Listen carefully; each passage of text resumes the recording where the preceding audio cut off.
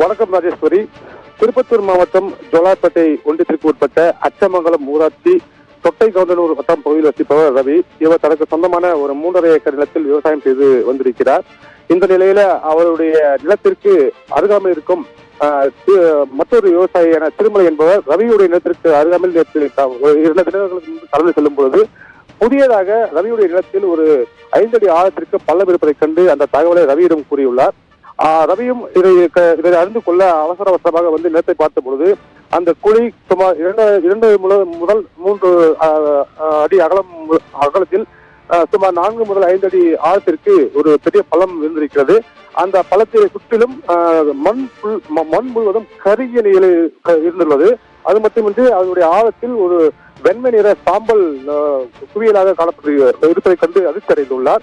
இது சம்பந்தமாக ஏதோ ஒரு புதிய வகையான ஏதோ பிரச்சனைக்குரிய ஒரு பள்ளம் தோன்றியிருப்பதாக அதிர்ச்சி அடைந்த ரவி துறை சார்ந்த அதிகாரிகளுக்கு தகவல் தெரிவிக்க வேண்டும் என்று கருதி அந்த பகுதி கிராம நிர்வாக அலுவலருக்கு தகவல் தெரிவித்ததன் அடிப்படையில் அவர் உயர் அதிகாரிகளுக்கு கூறி இன்று காலை மாவட்ட ஆட்சியர் துறை சார்ந்த அதிகாரிகளுடன் வந்து அந்த புதிய வகையில் உருவான அந்த பள்ளத்தை கண்டு ஆய்வு மேற்கொள்ள வந்திருந்தார்.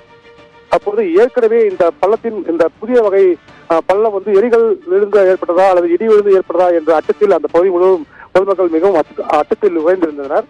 ஏதாவது புதிய வகையான நோய்கள் ஏதாவது பரவக்கூடுமா அல்லது ரேடியேஷன் போன்ற பிரச்சனை வருமா என்று அச்சத்தில் இருந்தனர்.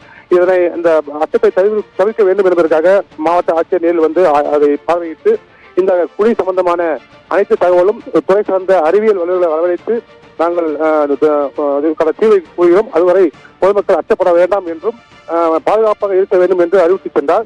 இதைத் தொடர்ந்து இன்று வேலூரிலிருந்து மாவட்ட அறிவியல் ஆய்வாளர் ரவிக்குமார் தலைமையிலான வல்லுநர்கள் வந்து இந்த குழியை பார்வையிட்டு அதில் இருந்த சாம்பலை அள்ளி சென்றுள்ளனர்.